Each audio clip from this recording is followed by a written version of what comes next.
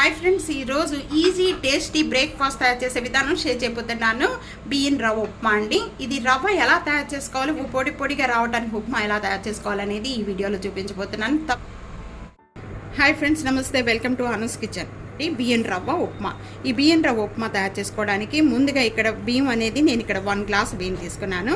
5 minutes వరకు కూడా బాగా నానపెట్టుకోవాలి. 5 మినిట్స్ నానపెట్టి ఈ విధంగా ఆరపెట్టుకోవాలండి. మినిట్స్కి ఈ విధంగా ఆరిపోయాయి. మొత్తం కూడా బియ్యం అన్నీ కూడా మిక్సీ జార్లో వేసేసుకొని రవ్వగా చేసుకోవాలి.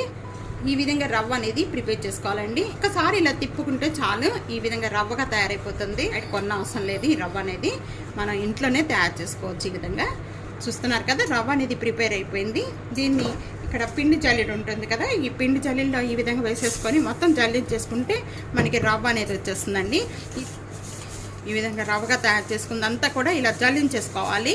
మీరు కావాలనుకుంటే బ్రౌన్ రైస్తో తయారు చేసుకోవచ్చు, వైట్ రైస్తో కూడా రవ్వ అనేది తయారు చేసుకోవచ్చు. ఎక్కువ తయారు చేసుకొని మనం డబ్బాలో వేసి పెట్టేసుకుంటే చాలా రోజుల వరకు కూడా స్టోర్ చేసి పెట్టుకోవచ్చు అండి, పాడవ్వదు. బియ్యం రవ్వ ఉప్మా తయారు చేసుకోవడానికి ఇక్కడ నేను ప్యాన్లో 1 టేబుల్ స్పూన్ గీ యాడ్ చేస్తున్నాను, 1 టేబుల్ స్పూన్ ఆయిల్ యాడ్ చేస్తున్నానండి. ఈ రెండు కలిపి యాడ్ చేస్తున్నాను.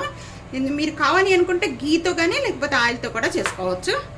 ఇక్కడ ఆయిల్ బాగా కాకిన వెంటనే ఒక ఎండుమిర్చి, 1 టేబుల్ స్పూన్ శనగపప్పు, జీరా యాడ్ చేస్తున్నాను, 1/2 టేబుల్ స్పూన్ ఆవాలు. ఈ విధంగా వేగిపోయిన వెంటనే కూడా ఇక్కడ జీడిపప్పు యాడ్ చేస్తున్నాను.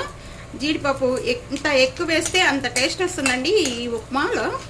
అల్లం యాడ్ చేస్తున్నాను. ఇది కూడా కరివేపాకు, ఆనియన్స్, పచ్చిమిర్చి కూడా యాడ్ చేస్తున్నాను. ఇవన్నీ కూడా బాగా వేగిపోయాయి పప్పులన్నీ కూడా. ఈ విధంగా వేగిపోయిన వెంటనే కూడా ఇక్కడ నేను 1 గ్లాసు బియ్యం రవ్వ తీసుకున్నాను. ఈ బియ్యం రవ్వ అంతా కూడా యాడ్ చేస్తున్నాను. ఇక్కడ రవ్వ వేగుతూ ఉండగానే ఇక్కడ 1 టేబుల్ స్పూన్ సాల్ట్ యాడ్ చేస్తున్నాను టేస్ట్. ఇక్కడ నేను 1 గ్లాసు రవ్వకి 3 గ్లాసెస్ వాటర్ యాడ్ చేస్తున్నాను.